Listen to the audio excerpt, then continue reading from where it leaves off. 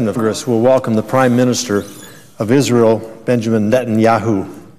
It will be the first time that Mr. Netanyahu has addressed us as a joint session, and only the second time any Israeli Prime Minister has addressed a joint session of Congress as its sole participant.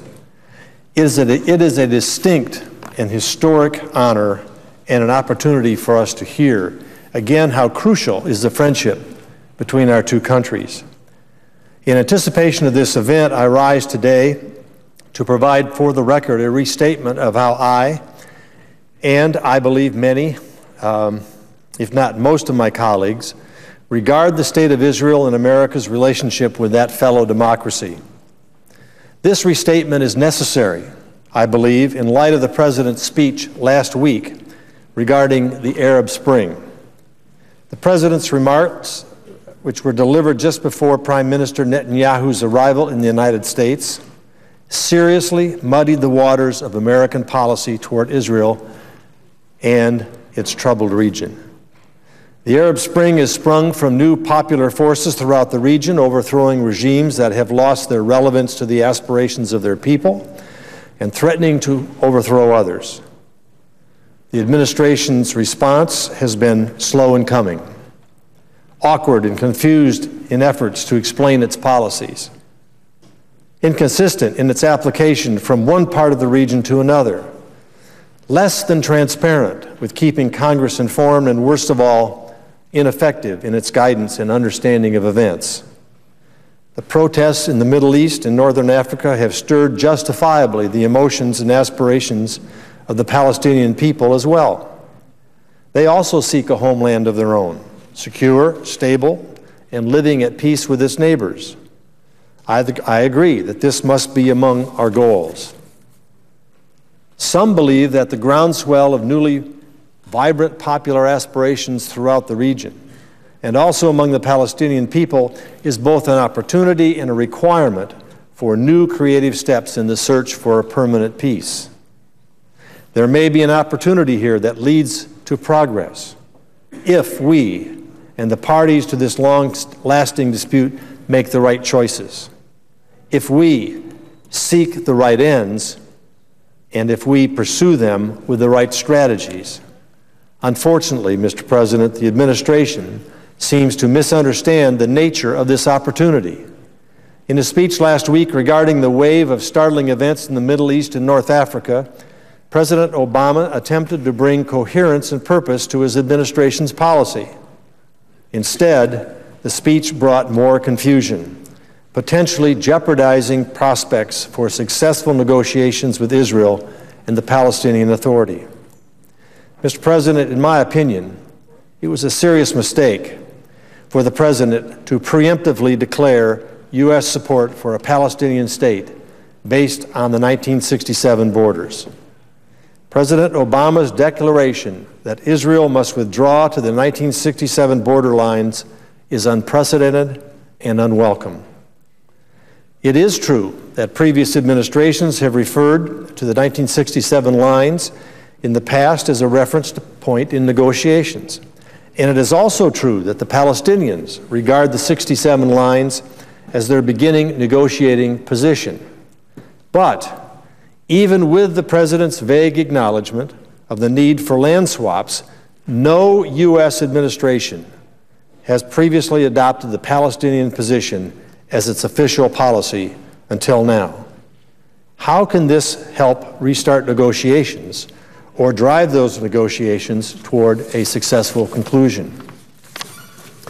As Mr. Netanyahu made clear to the President in the Oval Office, a return to the 1967 lines is indefensible and ignores new realities on the ground. This position was formally recognized by President Bush in 2004 and must now be reconfirmed by any realistic assessment of what steps are possible and necessary. The object of negotiations is to reach a successful and durable conclusion, but ignoring core realities cannot possibly contribute to progress and almost certainly would make it more difficult to achieve the ends that we all seek. Another major concern I have following the President's speech is the reaction to the recent announcement by the Palestinians of a reconciliation agreement between the Fatah party of President Abbas and Hamas, the organization in charge in Gaza. The alleged reconciliation is likely a product of the Arab Spring and the conviction that the Palestinians need to unite to pursue their common goals. This is understandable, and it would be acceptable, if not for the character of one of the main factions to this reconciliation. Make no mistake about it, Mr. President, Hamas is a terrorist organization. This group denies Israel its right to exist. It fires thousands of rockets into Israeli territory and bemoans the death of bin Laden, one of its heroes.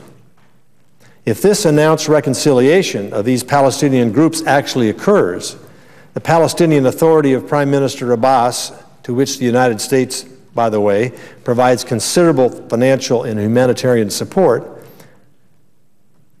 that administration, that group, that reconciliation will have Prime Minister Abbas and that group dancing with the devil. It cannot, therefore, expect further support from us, nor can it expect support or understanding in any negotiations with Israel intending to create a Palestinian state. Indeed, we must not require or even encourage Israel to resume negotiations with an entity that includes terrorists. But how did the President address this in his speech?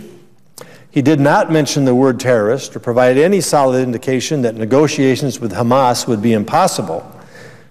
He did not affirm that American assistance to Palestinians, including Hamas, would be off the table. He merely said that, and I quote, Palestinian leaders will have to provide a credible answer to these remaining questions.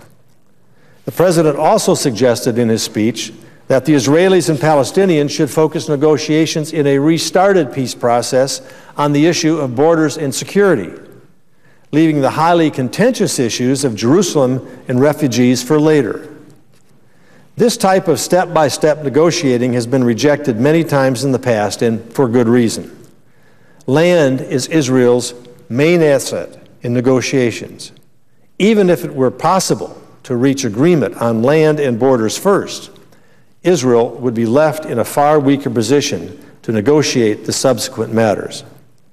The refugee issue is perhaps the most difficult of all, because acceptance of the Palestinian position would completely change the nature of Israel as a Jewish state. Indeed, it is a fundamental survival issue that cannot be addressed in isolation.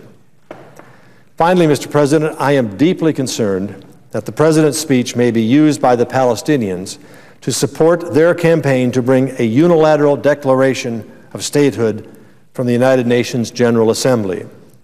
A declaration of statehood to the UN is a dangerous step that would preempt any new negotiations and make sure such efforts are stillborn.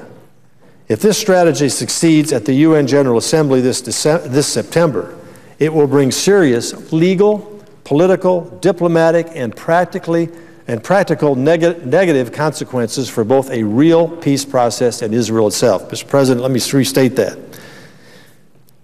If this strategy succeeds at the UN General Assembly in September, it will bring serious legal, political, diplomatic, and practical negative consequences for both a real peace process and for Israel itself. The Palestinian Authority has already announced its intentions to challenge Israeli interest in UN-related bodies, including the International Court. This tactic contradicts Palestinian claims that it seeks to bring new energy to the peace process. Peace will come through realistic negotiations, not through unilateral preemptive action. The President did say that he opposes this Palestinian effort to isolate and delegitimize Israel at the UN, and this was a welcome statement. But supporting a Palestinian state based on 1967 borders, speaking out against the alleged reconciliation with the terrorist faction Hamas is in only the most ambiguous terms, and promoting a policy that deprives Israel of its strongest negotiating advantage will only encourage the Palestinian Authority to pursue its UN strategy. These confusing inconsistent messages from the administration will not be enough to dissuade other UN member states from supporting the Palestinian maneuver. I fear that the United States will then be forced to veto a resolution in the Security Council that our very own errors have helped bring about. Then we will find ourselves in a minority in the General Assembly and watch as the prospect of substantive negotiations become far more distant than before. Both we and our Israeli friends deserve better than this. Mr. President, this is not a statement of support for Israel only. It is true that we are united with Israel by permanent bonds of history, values, shared strategic interests, culture, and religious heritage.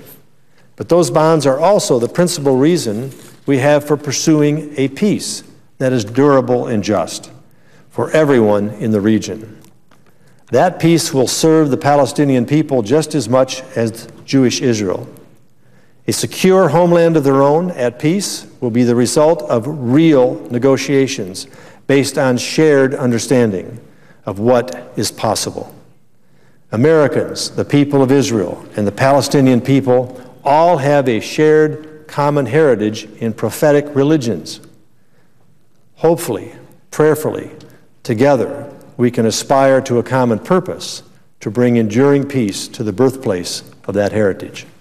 Mr. President, I yield the floor. Mr. President.